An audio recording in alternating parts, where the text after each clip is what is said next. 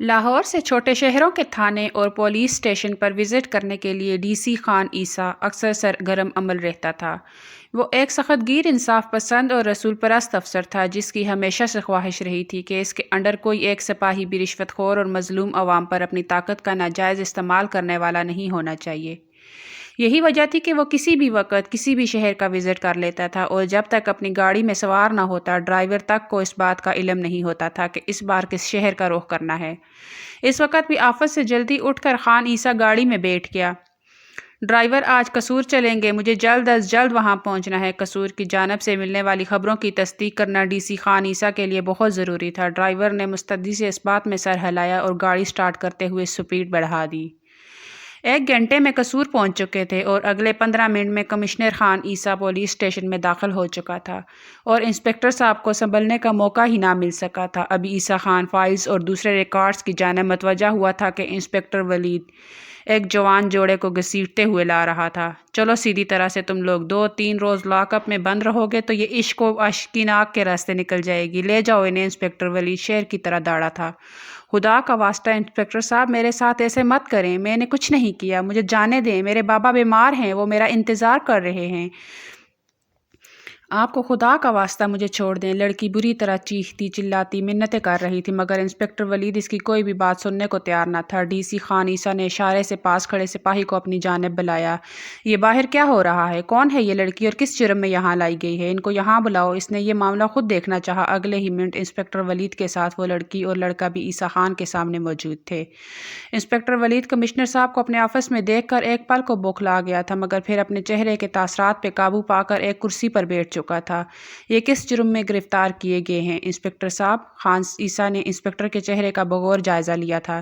سر، یہاں پر ہر روز اس طرح کے کئی نوجوان لڑکے لڑکیاں پارکوں اور ہوٹلوں میں ملاقاتیں کرتے پکڑے گئے ہیں، اور ان کے والدین ضمانت کروا کر انہیں اپنے ساتھ لے کر جاتے ہیں۔ یہ دونوں بھی اسی جرم کی پاداش میں یہاں موجود ہیں۔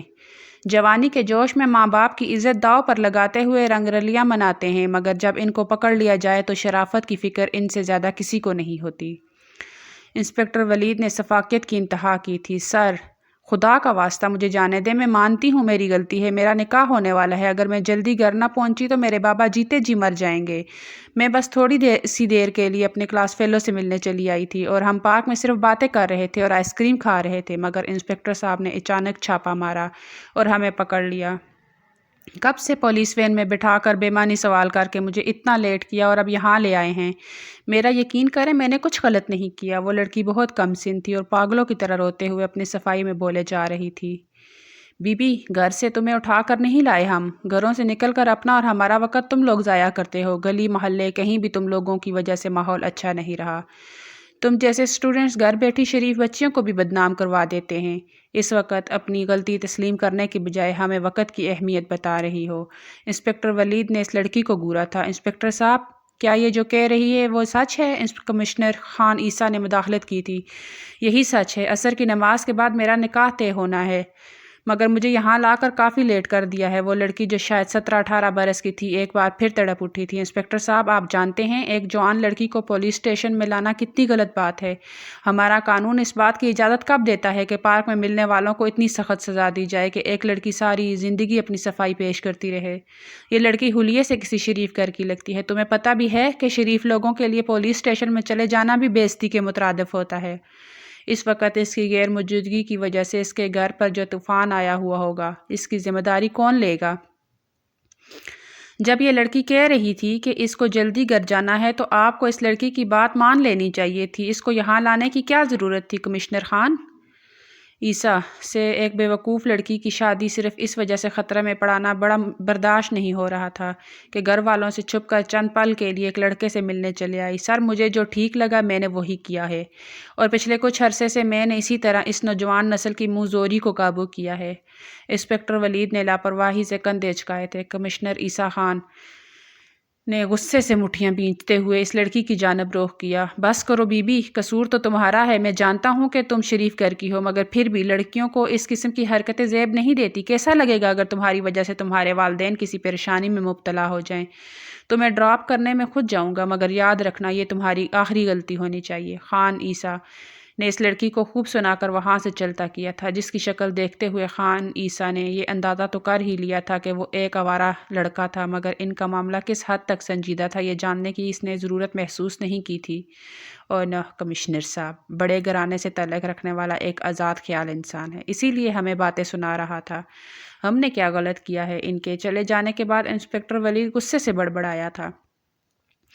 کمشنر خان عیسیٰ اس وقت بے حد غصے میں تھا، بھلے ہی وہ بڑے گھر کا آزاد خیال انسان تھا، مگر غریب طبقے کے لوگوں کی عزت اور بیٹیوں کے معاملے کس قدر حساس ہوتے ہیں اس بارے میں جاتا تھا، کیونکہ اس کے اپنے دور پرے کے رشتہ دار جو غریب طبقے تھے، ان کے ہاں آنا جانا اور ان کے رسم و رواج اور مسائل کے بارے میں جاننا خان عیسیٰ کو شروع سے ہی بے حد پسند تھا۔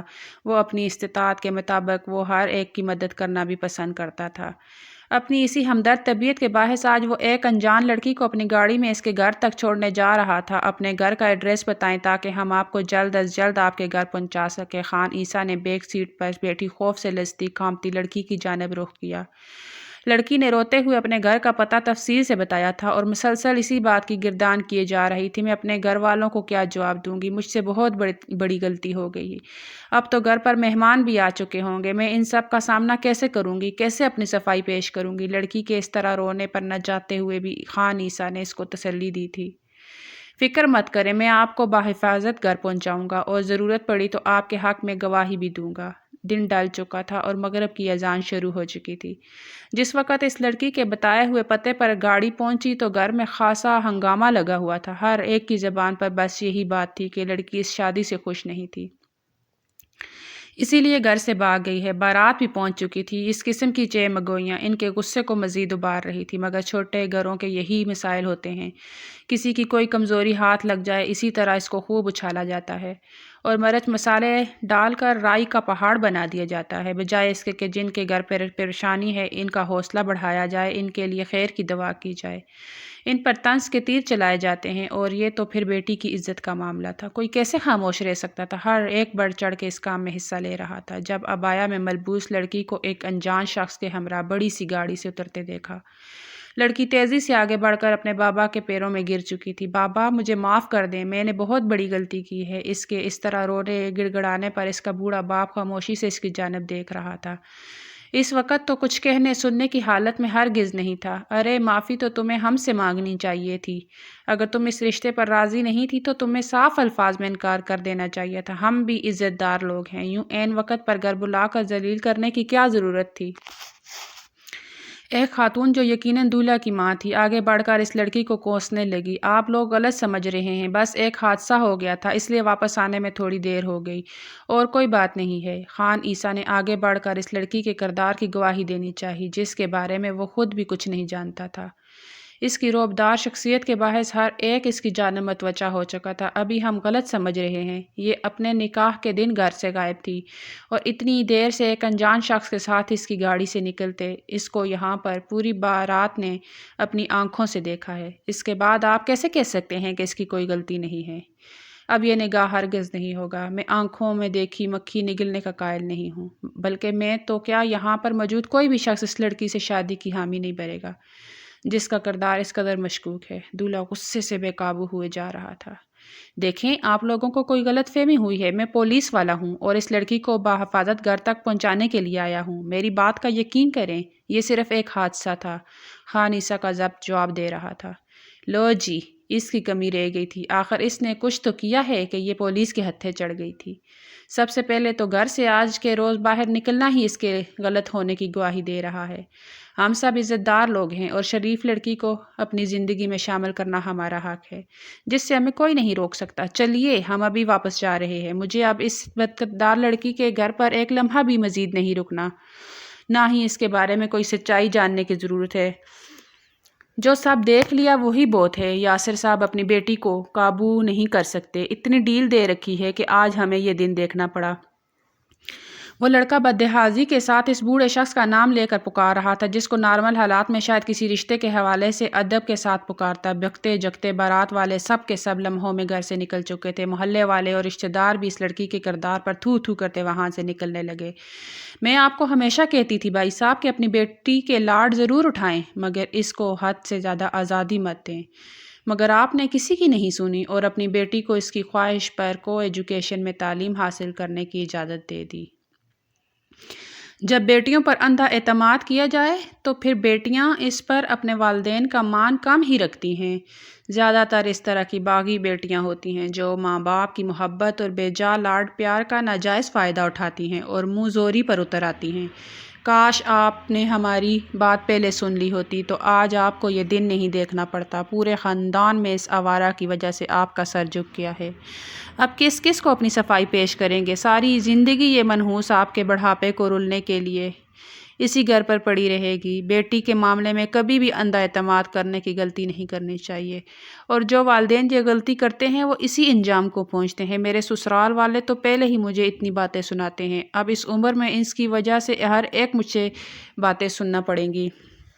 جس گھر کی ایک لڑکی کا کردار مشکوک ہو جائے، اس گھر میں رہنے والی ہم جیسی بیٹیاں بھلے ساری زندگی گھر سے قدم باہر نہ نکالیں اور بڑھاپے کو پہنچ جائیں، مگر پھر بھی یہ لعنت ملامت سر پر ہی رہتی ہے کہ یہ بھی اسی گھر کی بیٹی ہے۔ جس باپ نے اپنی بیٹی کو اتنی آزادی دے رکھی تھی، وہ بہن کو بھی ایسے ہی آزادی سے بے لگام گھومنے دیتا ہوگا۔ اس چنڈال کی وجہ سے مجھے اس عمر میں اپنے کردار کی صفائی دینا پڑے گی اور ساری زندگی لعنت برداشت کروں گی۔ شاید اب کبھی مجھے اس گھر میں قدم رکھنے کی اجازت ہی نہ ملے اور میں میکے سے محروم ہو جاؤں۔ سب کچھ اس کی وجہ سے ہوا ہے۔ لڑکی کی پھپھو اپنی بے بسی اور بھائی کی شرمندگی پر بری طرح سے رو رو کر ہلکان ہو رہی تھی۔ سچ کہتے ہیں بیٹی کا باپ ہونا بہت بڑی آزمائش ہوتی ہے۔ تم جیسی بیٹی کو پیدا ہوتے ہی مر جانا چاہیے تھا، یا میں ہی مر جاتا یہ دن دیکھنے کے لیے، اور اتنی ذلت برداشت کرنے کے لیے میں اب تک کیوں زندہ ہوں؟ تم نے ہماری سفید پوشی کا برہم بھی نہیں رکھا۔ ہم جیسے غریب لوگوں کے پاس تو سب سے بڑا خزانہ یہی عزت ہوتی ہے۔ تم نے ہمیں آج خالی ہاتھ کر دیا۔ اب کون تم سے شادی کرے گا؟ میں تو بوڑھا ہو گیا ہوں، جانے کب میرا وقت پورا ہو جائے۔ کیا ساری زندگی در در کی ٹھوکریں کھانا اور بدکرداری کا طعنہ سننا تمہیں اچھا لگے گا؟ تم نے اتنی ہی گھٹیا حرکت کر آخر کیوں کی؟ ایک بار بھی ہماری عزت کے بارے میں نہیں سوچا، ہماری محبت کا، اعتبار کا یہ صلہ دیا۔ کاش یہ وقت دیکھنے سے پہلے میں مر جاتا۔ لڑکی کا باپ چند پن میں صدیوں کا بیمار دکھنے لگا تھا، جھکے کندھے اور بہتی آنکھوں کے ساتھ سہارا لے کے بیٹھتے ہوئے، وہ بھی بے بسی کی انتہا پر تھا۔ آپ لوگ تو پریشان نہ ہوں، آپ لوگوں کو خوش ہونا چاہیے کہ آپ کی بیٹی کی عزت محفوظ ہے اور یہ کسی غلط شخص کے ہاتھ نہیں لگی۔ آپ والدین ہیں، آپ کو تو اپنی بیٹی کی صحیح سلامت واپس لوٹانے پر خوش ہونا چاہیے، مگر آپ لوگ مسلسل خود کو اور اپنی بیٹی کو کوس رہے ہیں۔ یہ کہاں کی عقل مندی ہے؟ خان عیسیٰ نے یاسر صاحب کے کندھے پر ہاتھ رکھتے ہوئے تسلی دینا چاہی۔ بیٹا تمہارا بہت شکریہ، تم نے ہم پر احسان کیا ہے، مگر تم نہیں جانتے ایک بوڑھے باپ کی مجبوری اور مسائل کو اس کی حرکت نے ہمیں کہیں سر اٹھانے کے لائق نہیں چھوڑا۔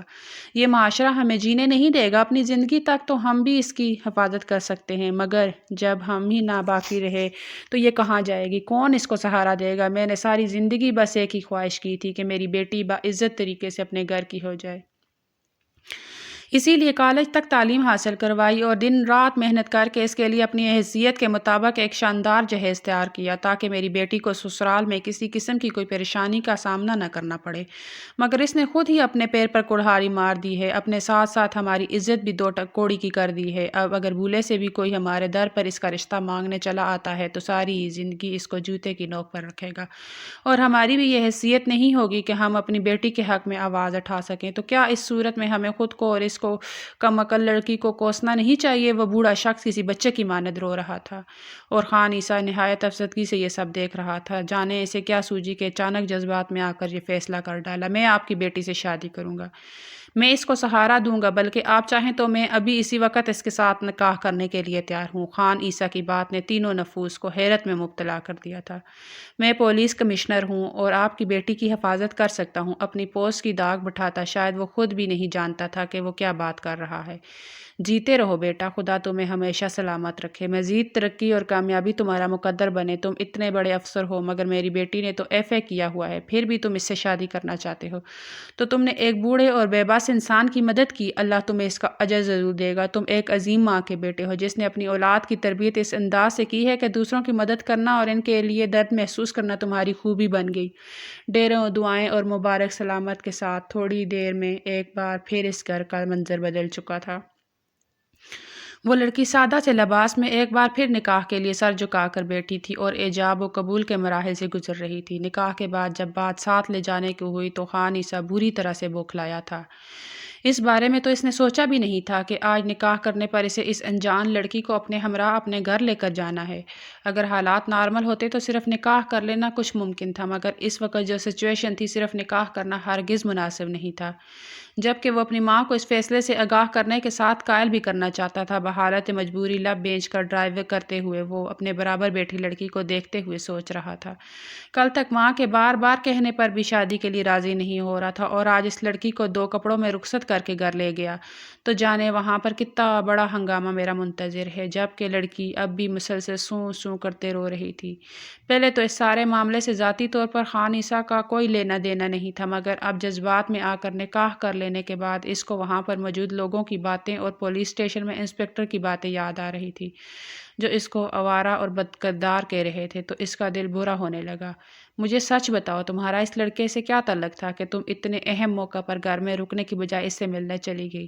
اگر تم نے آج اپنے ماں باپ کی عزت کی خاطر خود کو یہ حماقت کرنے سے باز رکھا ہوتا تو یہ سب نہ ہوا ہوتا، اور تمہاری شادی وہیں پر ہو جاتی جہاں پر ہونا طے تھی، اور خاندان برادری میں بھی اتنا بڑا ہنگامہ کھڑا نہیں ہوتا۔ تم کس حیثیت سے اس لڑکے سے ملنے گئی تھی؟ خان عیسیٰ کو اس لڑکی کے رونے دھونے پر بالکل ترس نہیں آ رہا تھا، بلکہ اس کے غصے کا گراف ہر لمحے بڑھتا جا رہا تھا۔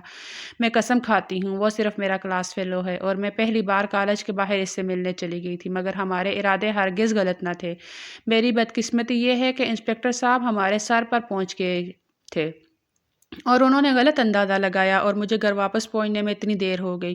اگر ایسا نہ ہوا ہوتا تو بھی سب کچھ بالکل ٹھیک تھا۔ آپ مجھ پر غصہ تو نہیں کریں گے؟ وہ لڑکی ابھی بری طرح سے خوفزدہ نہیں تھی۔ نہیں، میں غصہ نہیں کروں گا، تمہیں یہ غلطی نہیں کرنی چاہیے تھی، مگر تم لڑکیاں ہمیشہ اپنے والدین کے انتخاب پر بھروسہ نہیں کرتی ہو، جس سے ملے ہوئے 2 روز ہی نہیں ہوئے ہوتے اس پر اندھا یقین کر لیتی ہو کہ اس قسم کے حالات کا سامنا کرنا پڑتا ہے۔ گھر سے بھاگی ہوئی لڑکی کے لیے ہمیشہ زندگی بے حد مشکل ہوتی ہے۔ تم اپنے گھر پر رہ جاتی تو بھی تمہاری زندگی انتہائی مشکل تھی، جہاں تمہاری شادی طے تھی وہاں پر ہو جاتی تب بھی تمہاری ساری زندگی انتہائی مشکلات میں گزرنے والی تھی، اور اب میرا بھی تمہیں کیا بھروسہ کہ میں تمہیں خوش رکھ سکوں گا کہ نہیں؟ یہ بھی تو ہو سکتا ہے کہ میرے گھر میں پہلے سے بیوی موجود ہو اور میں نے یہ شادی صرف ہمدردی میں کر لی ہو، تب بھی تمہارا کوئی مستقبل نہیں ہوگا، تو پھر تم کیا کرو گی؟ خان عیسیٰ نے اس کے تاثرات کو جانچنا چاہا۔ آپ نے میرے والدین کو مزید پریشانی سے بچا لیا ہے، اس پر ساری زندگی آپ کی احسان مند رہوں گی۔ جہاں تک بات میری آسانی کی ہے، تو اگر میری زندگی آسان نہیں ہوتی تو یہ میری اپنی غلطیوں کی سزا ہے۔ میرے والدین کے علاوہ اللہ تعالیٰ کو بھی میری یہ حرکت بری لگی ہے، اس لیے مجھے اللہ نے فوراً سزا دے دی، جس میں خاموشی سے قبول کروں گی، اور کبھی آپ کو یا کسی کو شکایت کا موقع نہیں دوں گی۔ اس نے بے بسی سے انگلیاں مروڑی تھی۔ اچھا، تو تمہارے کہنے کا مطلب ہے کہ تم نے جو غلطیاں کی ہیں اس کے بدلے میں اللہ نے میرے ساتھ تمہاری شادی کروا دی، تمہیں میں تمہاری غلطیوں کی سزا لگتا ہوں؟ خان عیسیٰ نے بوئیں اچکائی تھی۔ شاید وہ مسلسل اس لڑکی کا امتحان لینے پر تلا ہوا تھا۔ نہیں، آپ میری بات کا غلط مطلب لے رہے ہیں۔ میرے کہنے کا مقصد صرف اتنا ہے کہ میں نے جو غلطی کی اس کے بارے میں آپ بھی اچھی طرح جانتے ہیں، یہ جان کر کہ میں پہلے کسی اور سے منسوب تھی، مگر نکاح والے دن گھر سے باہر ایک اور لڑکے کے ساتھ پکڑی گئی ہوں۔ اس کے بعد آپ کی نظر میں میری کیا حیثیت ہوگی؟ آپ کے دل میں میرے لیے نفرت کے سوا اور کیا ہو سکتا ہے؟ وہ بے بسی سے لب کچلتے آنسوؤں کو روکنے کی ناکام کوشش کر رہی تھی جو تواتر سے اس کے گالوں پہ بہہ رہے تھے۔ خان عیسیٰ نے خاموشی سے گاڑی کی سپیڈ بڑھا لی تھی، شاید وہ مزید کوئی بات تک کرنا گوارا نہیں سمجھتا تھا۔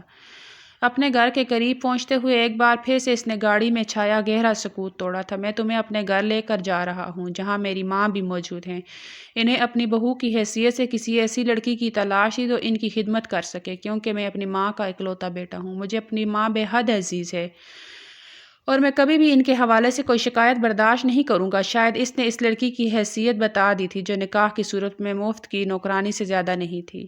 اس کے بعد ان کے درمیان کوئی اور بات نہ ہوئی تھی۔ قدسیہ بیگم کب سے بیٹے کی واپسی کا انتظار کر رہی تھی۔ آفس سے پتہ چلا تھا کہ وہ دوپہر سے وہاں سے جا چکا تھا، مگر ابھی تک گھر واپس نہیں ہوئی تھی، اور یہ بات ان کے لیے پریشان کن تھی۔ ایک ماں کا دل ایسا ہی ہوتا ہے، کچھ پل کے لیے بچہ نگاہوں سے اوجھل ہو جائے تو دل میں 100 طرح کے خدشات اور وسوسے سر اٹھانے لگتے ہیں، بھلے بچہ اپنی حفاظت خود کرنے کے قابل ہو چکا ہو۔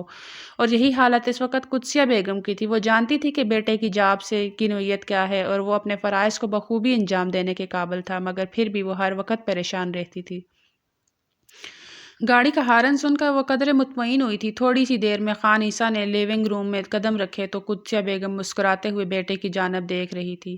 عیسیٰ بیٹا، یہ لڑکی کون ہے اور اس کو یہاں کیوں لائے ہو؟ قدسیہ بیگم کے مسکراتے لب یک لخت سمٹے تھے اور ماتھے پر گہنی شکنیں در آئی تھی۔ ماں، یہ لڑکی آپ کی خدمت کے لیے آئی ہے۔ خان عیسیٰ جس ٹاپک سے بچنا چاہ رہا تھا، ماں نے سب سے پہلے اسی پر باز پرست شروع کر دی تھی۔ عیسیٰ، غلط بیانی سے کام نہیں لینا۔ میں تمہیں اچھی طرح جانتی ہوں۔ یہ لڑکی کسی ملازمہ کی حیثیت سے تمہارے ساتھ نہیں آئی، مگر اس کا حلیہ بتا رہا ہے کہ کسی کمتر گھرانے کی ہے۔ اس کا کیا مطلب سمجھوں؟ قدسیہ بیگم کا انداز جانچتا ہوا تھا اور باہر دوسروں پر رعب جھاڑنے والا کمشنر خان عیسیٰ اپنی ماں کو اپنی مرضی کے مطابق قائل نہیں کر پایا تھا۔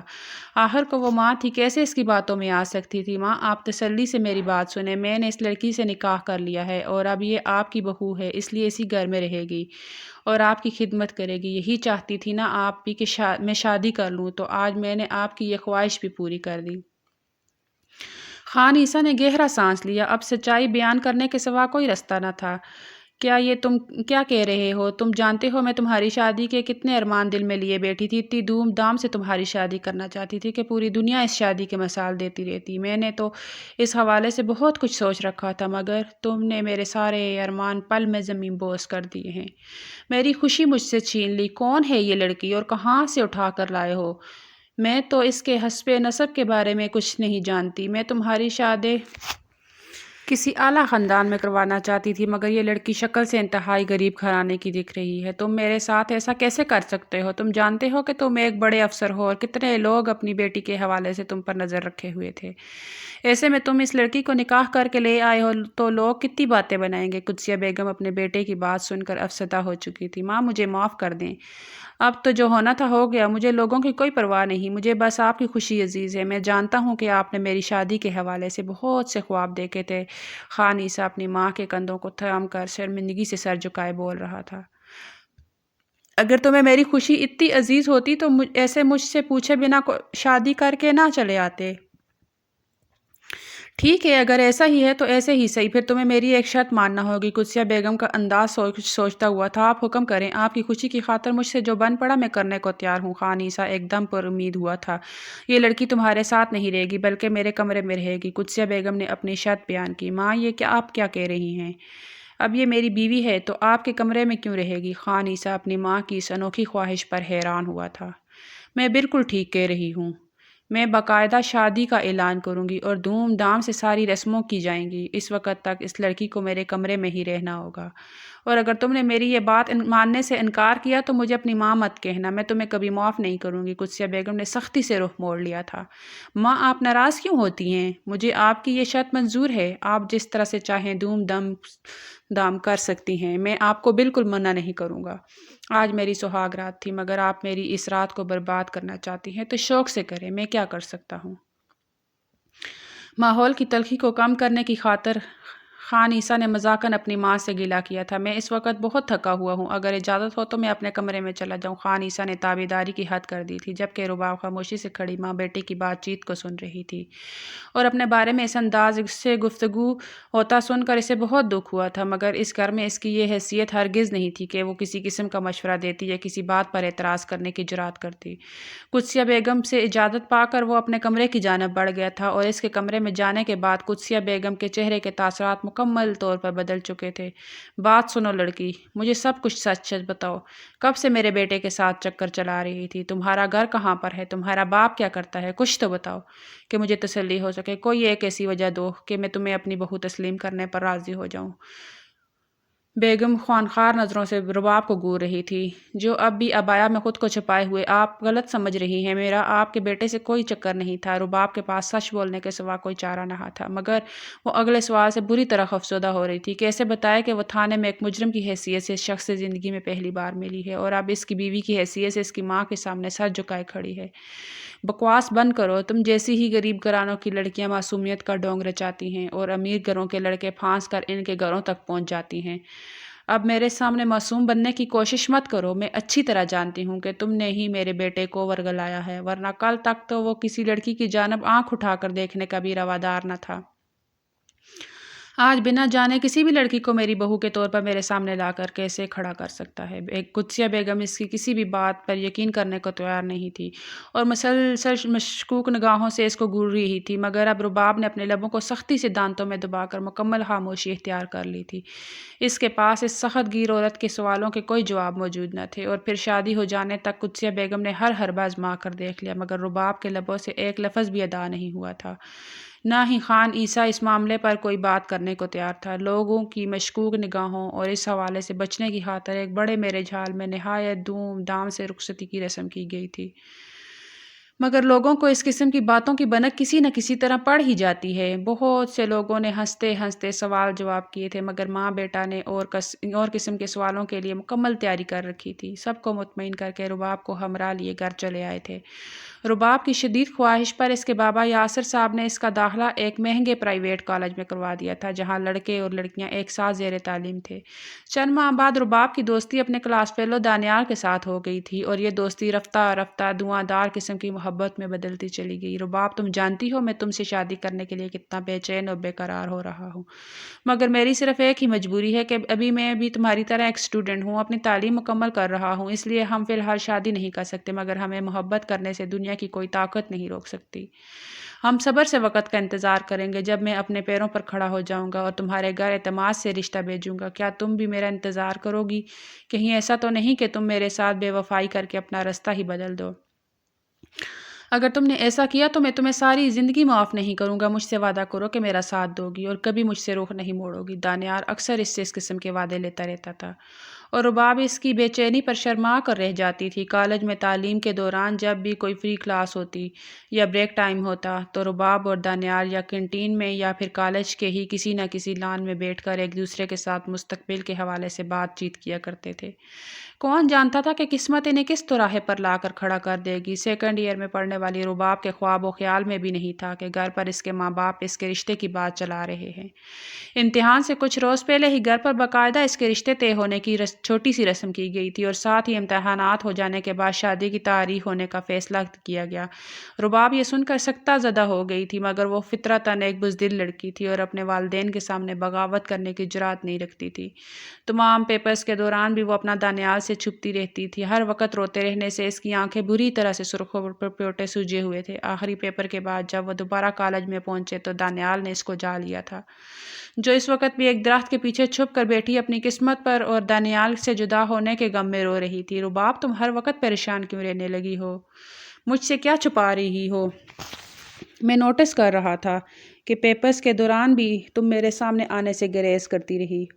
میں اتنا مصروف تھا کہ اس بارے میں سوچ بھی نہیں سکتا کہ اور تمہیں بھی ڈسٹرب نہیں کر پایا۔ اب مجھے بھی پریشانی ہو رہی ہے۔ آخر ایسی کیا بات ہے کہ تم اتنی رو رہی ہو؟ دیکھو اپنی کیا حالت بنا رکھی ہے، لگتا ہے کئی روز سے کھانا پینا بھی چھوڑ دیا ہے، تمہارے چہرے کی شادابی بالکل ختم ہو چکی ہے۔ کیا پریشانی ہے مجھے بتاؤ؟ دانیال بے پناہ لگاوٹ اور فکر مندی کا مظاہرہ کر رہا تھا۔ رباب بھی اب مزید یہ تلخ حقیقت دانیال سے چھپانا مناسب نہیں سمجھتی تھی، اس لیے روتے ہوئے اپنی پریشانی دانیال کے گوش گزارتی۔ تم میرے ساتھ ایسا کیسے کر سکتی ہو؟ میں نے تمہیں کتنی بار کہا تھا کہ تم میرے کامیاب ہونے تک میرا انتظار کرو گی؟ کیا تم سے کچھ وقت مزید صبر نہیں ہو پایا کہ تم نے مجھے اتنا بڑا دھوکہ دے دیا، اور اب یوں رو کر دو کر کیا ثابت کرنا چاہتی ہو کہ تم مظلوم ہو؟ دانیال تو شادی کا سن کر ہی بڑک اٹھا تھا۔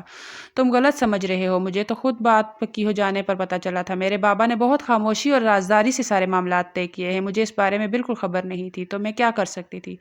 رباب اپنی بے بسی پر اشک بہا رہی تھی۔ چلو مان لیا کہ تمہیں پہلے پتہ نہیں تھا، مگر جب پتہ چلا تو تب کچھ کر لیتی۔ تمہیں پہلی فرصت میں اپنے بابا سے بات کرنی چاہیے تھی، انہیں منا کر اس بات پر قائل کرتی کہ ہم ایک دوسرے سے محبت کرتے ہیں۔ میں مان ہی نہیں سکتا کہ تم کوشش کرتی تو وہ لوگ نہ مانتے، مگر تم نے میرے ساتھ صرف ٹائم پاس کیا ہے اور اب اپنے ماں باپ کے سامنے تابعداری دکھا کر اپنے نمبر بنا لیے۔ واہ کیا دماغ پایا ہے تم نے، ضرور کوئی اچھی تگڑی فیملی مل گئی ہوگی۔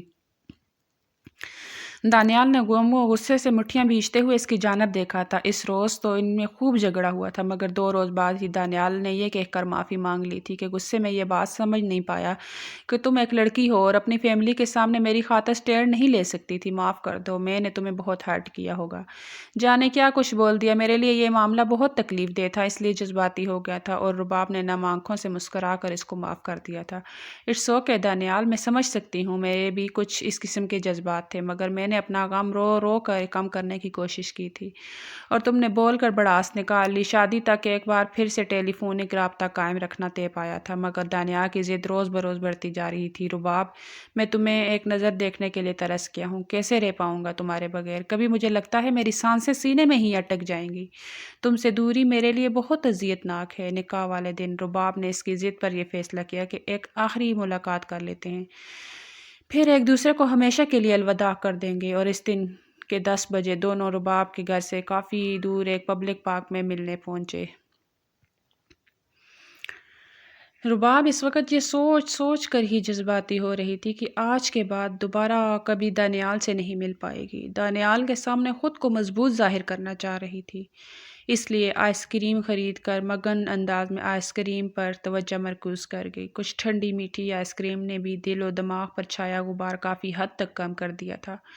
نارمل انداز میں باتیں کرتے ہوئے ابھی 10 سے 15 منٹ بھی نہیں گزرے تھے کہ پولیس نے اچانک چھاپا مار دیا۔ یہ ایک ڈیٹ پوائنٹ بھی تھا، اس لیے یہاں پر سب اپنے آپ میں مگن تھے اور افراتفری میں وہ دونوں بھی پولیس کے ہتھے چڑھ گئے تھے۔ انہوں نے لاکھ قسمیں کھا کر اپنی بے گناہی کا یقین دلانا چاہا تھا، مگر بدنام زمانہ جگہ پر کوئی کہے کہ میں تو دین کا پیغام لے کر آیا تھا، کون یقین کرے گا کہ وہ سچا ہے؟ ان کا بھی کسی نے اعتبار نہ کیا۔ کچھ لڑکیوں نے پولیس کی مار سے گھبرا کر اپنے گھر والوں کے نمبر دے کر جان چھڑا لی تھی، مگر رباب ایسی جرات بھی نہیں کر سکتی تھی۔ 100 منتیں اور واسطے دینے لگی اور پھر اس کی زندگی نے رخ بدل لیا اور وہ ڈی سی خان عیسیٰ کے ساتھ نکاح کر کے اس کے گھر جا پہنچی۔ اب اس کو ایک ہی فکر ستا رہی تھی کہ خان عیسیٰ اس کے ساتھ کیسا سلوک کرے گا۔ ابھی تک تو اس کا رویہ خاصا سرد اور پتھریلا تھا۔ جس دن سے رباب اس کے گھر میں آئی تھی، اس نے ایک بات بڑی شدت سے نوٹ کی تھی، وہ یہ کہ خان عیسیٰ کا غصہ بے حد خطرناک قسم کا تھا۔ ماں کے سامنے سختی سے لب بھینچ کر مکمل خاموشی اختیار کر لیتا تھا اور کاس پر اکثر اپنی ٹیم والوں پر بری طرح برس رہا ہوتا تھا۔ اب رباب فی الحال تو اس کی پہنچ سے دور تھی، مگر جب بیوی کی حیثیت سے اس کی ذاتی طور پر واسطہ پڑنے والا تھا تو اس کے بعد کون جانے اس کا کیا حال ہوتا۔ رباب نے اکثر سنا تھا کہ مرد اگر غصے میں ہو تو سارا نزلہ بیوی پر ہی اترتا ہے اور بیوی بھی وہ جو انچاہی ہو تو پھر بچت کا سوال ہی نہیں اٹھتا۔ اگر جو بات محبت کی شادی کی ہوتی تو شاید کچھ رعایت ہو جاتی، پر پریشانی کم تھی کہ پچھلے کچھ دنوں سے دانیال نے دوبارہ سے رابطہ کیا اور ہر وقت میسیجز کرنے لگا، مجھ سے بات کرو، مجھ سے ملنے سے انکار مت کرنا ورنہ میں اپنی جان لے لوں گا۔ تم جانتی ہو میں جو کہتا ہوں کر گزرتا ہوں، تمہارے بغیر مجھ سے نہیں رہا جاتا، کیا کروں؟ یہ جذباتی باتیں اس کو ذہنی طور پر بے سکون کر رہی تھی۔ دو کشتیوں کی سوار ہو کر رباب کو ایسا لگنے لگا تھا جیسے بہت جلد پاگل ہو جائے گی۔ انہی سوچوں میں خود سے الجھ رہی تھی کہ کمرے کی طرف بڑھتے قدموں کی آواز پر سیدھی ہو بیٹھی تھی۔ خان عیسیٰ کمرے میں داخل ہوا اور چھوٹے چھوٹے قدم اٹھاتا سیدھا بیڈ پر اس کے سامنے آن بیٹھا۔ مائی ڈیئر وائف، کیسی ہو؟ اس کے لہجے میں عجیب سی کھنک تھی۔ رباب اس کے لب و لہجے کی اس تبدیلی پر حیرت سے منہ کھولے اس کی جانب دیکھ رہی تھی۔ ایسے کیا دیکھ رہی ہو؟ ہینڈسم مرد پہلے کبھی نہیں دیکھا، منہ تو بند کرو، کہیں مکھی منہ میں نہ چلی جائے۔ خان عیسیٰ کے لبوں پر دل فریب سی مسکراہٹ تھی۔ تم میرے رویے پر حیران ہو رہی ہو؟ میں پہل خود بھی کافی الجھ گیا تھا۔ دل و دماغ کے درمیان ایک سخت جنگ چھڑ گئی تھی، مگر پھر میں نے سوچا کہ بلا وجہ شک و شبہات میں صرف اپنی اور تمہاری زندگی کو برباد کر دوں گا۔ میں اتنا کم ظرف انسان نہیں ہوں کہ زندگی گزری باتوں کو گریدتا رہوں۔ اس کے لیے میں نے ہر سوچ کو ذہن سے جھٹک کر خود کو مطمئن کر لیا اور اسی وجہ سے آج میں خوش ہوں اور تمہارے ساتھ اپنی نئی زندگی کی شروعات خوبصورت انداز میں کرنا چاہتا ہوں۔ کیا تم میرا ساتھ دو گی؟ خان عیسیٰ نے رباب کے سامنے اپنی ہتھیلی پھیلاتے اس کے ساتھ کی یقین دہانی چاہی تھی اور اس نے شرماتے ہوئے اپنا حنائی ہاتھ اس کی چوڑی ہتھیلی پر دھر دیا تھا۔ چھوٹے موٹے سوالات کرتے عیسیٰ خان اس کی ہر بات اور ہر انداز سے اس کے بچپنے اور بے وقوفی کا بخوبی اندازہ کر چکا تھا۔ وہ دوستانہ انداز میں اس کو بات کرنے پر اکسا رہا تھا۔ ذرا بتاؤ، سہاگ رات میاں بیوی کیا کرتے ہیں؟ ڈی سی خان عیسیٰ اپنی معصوم سی دلہن کا امتحان لے رہا تھا۔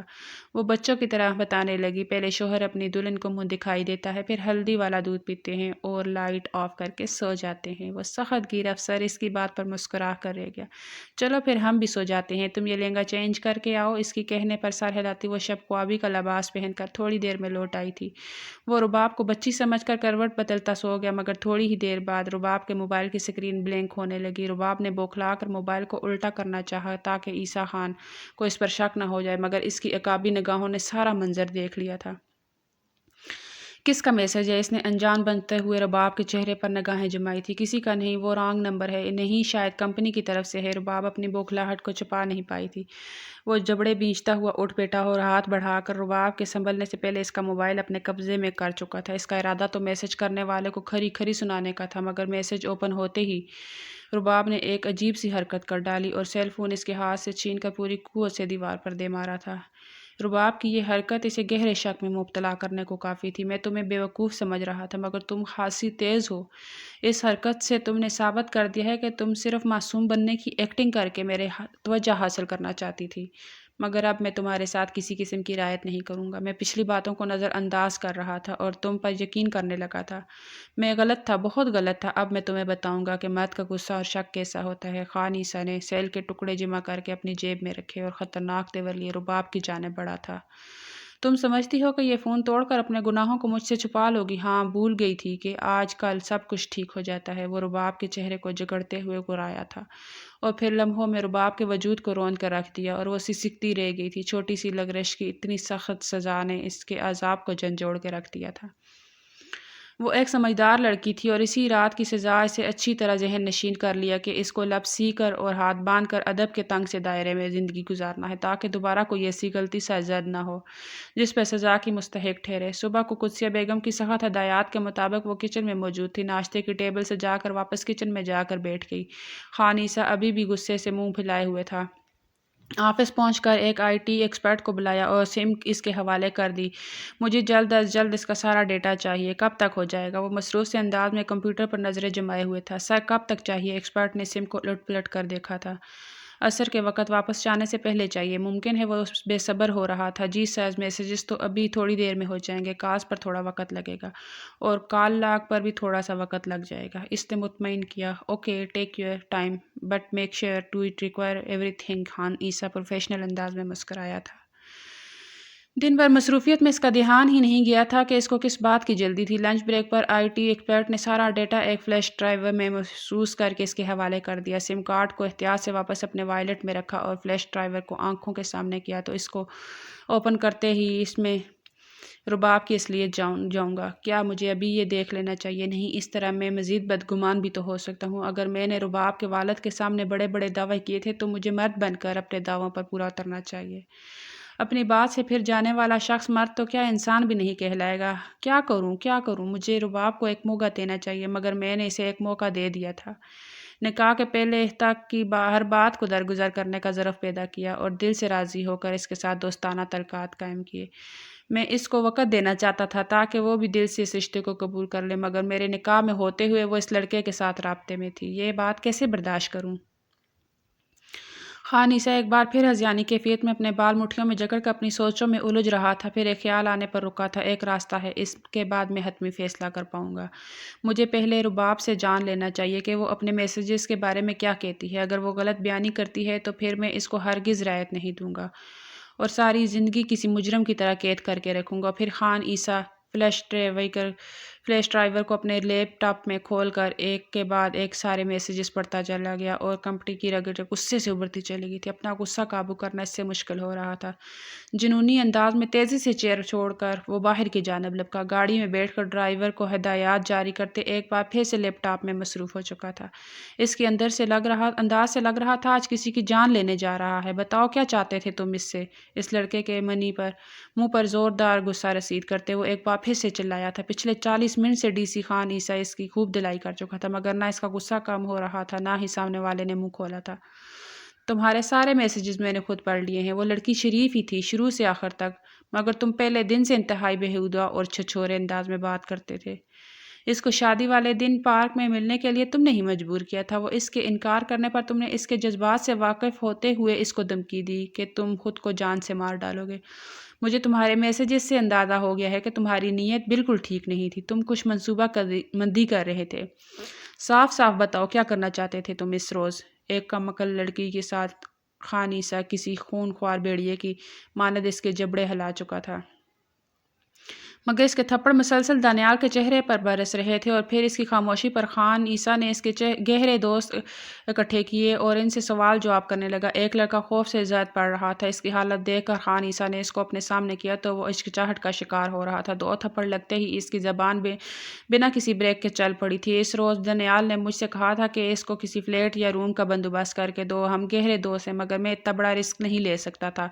میں نے انکار کر دیا تو اس نے مجھے رازدار بنایا اور میں اس کی مدد کے لیے تیار ہو گیا۔ وہ رباب کو میرے چاچو کے فلیٹ پر لے کر جانے والا تھا، جہاں پر وہ اس وقت تک رباب کو اپنی شیطانی کھیل کا حصہ بنانے والا تھا جب تک اس کا جی نہ بھر جاتا۔ اس کے بعد اس کو اس کے باپ کے گھر چھوڑا تھا، بھلے اس کے ماں باپ دنیا والوں کو جواب دے دے کر بے موت مارے جاتے، بھلے رباب کی زندگی ختم ہو جاتی۔ وہ رکنے والا نہیں تھا۔ وہ رباب کے ابایا سے سخت نفرت کرتا تھا جو محبت کا راگ الاپتی تھی، مگر اس پر کبھی اعتبار نہیں کر سکی اور نہ ہی ابایا کے بغیر کبھی دانیال کے سامنے خود کو پیش کیا، اور دانیال اس بات کو اپنی بے عزتی سمجھتا تھا۔ بس یہی وجہ تھی کہ وہ حد پار کرنے کے لیے تیار تھا، رباب کو بے پردہ کر کے اس کی عزت کا تماشا لگانا چاہتا تھا، مگر شاید رباب کے ماں باپ کی دعائیں تھیں کہ وہ محفوظ ہو گئی۔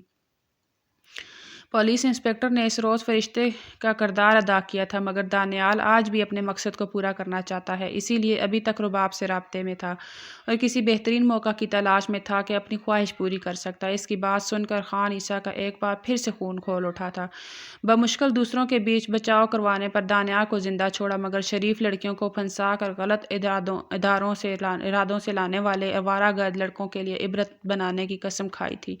اس پر کیس چلا کر لمبے عرصے کے لیے لاک اپ میں بند کر دیا تھا، اور اس سلسلے میں ایک ہفتے کے لیے خان عیسیٰ اپنے سسرال میں ہی مقیم رہا۔ قدسیہ بیگم کو کام کے سلسلے میں مصروف ہونے کا بتا چکا تھا، مگر رباب کے ساتھ نہ رابطہ کیا، نہ اس کو پیغام دیا تھا کہ اس پر ابھی تک شدید غصہ تھا، جو دانیال جیسے گھٹیا انسان پر بھروسہ کر کے اس سے ملنے بھی گئی تھی، اور اب شادی کے بعد بھی اس گھٹیا لڑکے کے لیے فکر مند تھی۔ بھلے جوابی میسج نہیں کرتی تھی، مگر اس کا ہر میسج اوپن کر چکی تھی۔ میں کام کی وجہ سے مصروف ہو گیا تھا، وہ سم کارڈ مجھ سے گم ہو گیا۔ اب میرے پاس تم پر اعتبار کرنے کے سوا کوئی چارہ نہیں۔ اگر تم مجھے سچ سچ بتا دو کہ تمہاری اس لڑکے سے کیا بات ہوئی ہے تو تمہیں معاف کر سکتا ہوں، ورنہ جان سے مار ڈالوں گا اور کوئی مجھے پوچھنے والا بھی نہیں ہوگا۔ تم سمجھ رہی ہو نا میں کیا کہنا چاہتا ہوں؟ خان عیسیٰ نے گھر واپس آتے ہی رات کا انتظار کیا اور رات کو رباب کے سامنے بیٹھا اس سے سوال کر رہا تھا۔ خدا کی قسم کھاتی ہوں میں اس سے رابطہ نہیں کرتی تھی، اس کے میسج آتے تھے، وہ مجھے دھمکا رہا تھا اور کچھ نہیں، وہ سسکی تھی۔ تو تم نے کیا کہا تھا اس کو؟ جواب نہیں دیا تھا، وہ گور رہا تھا۔ نہیں، میں نے کوئی جواب نہیں دیا تھا، مگر میں اس کو نظر انداز نہیں کر سکتی تھی۔ وہ کہتا تھا کہ تمہارے شوہر کو سب کچھ بتا دوں گا۔ اس کے لب کپ کپا کے رہ گئے تھے۔ کیا بتا دوں گا؟ ایسا کیا کیا تھا تم دونوں کے بیچ جس کی مجھے خبر ہو جانے سے تم خوفزدہ تھی؟ کیا تم لوگ پہلے بھی ملتے رہے ہو کہیں چھپ کر اکیلے میں؟ بتاؤ، کیا ایسا کچھ ہوا ہے؟ وہ مسلسل اس کے چہرے کے بدلتے رنگ ملاحظہ کر رہا تھا۔